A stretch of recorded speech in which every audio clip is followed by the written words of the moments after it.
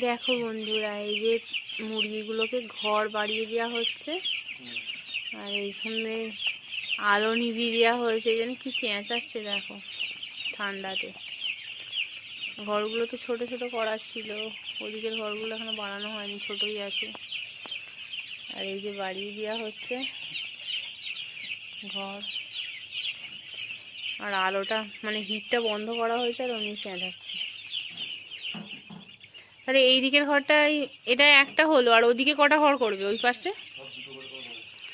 ও, মানে আর কটা ঘর হবে মোট? 3টে ঘর হবে। এখনো জল খাবার কিছুই দেওয়া হয়নি, সব শেষ হয়ে গেছে। খাবার খুঁজছে ওরা, খাবে বলে। ঠিক আছে।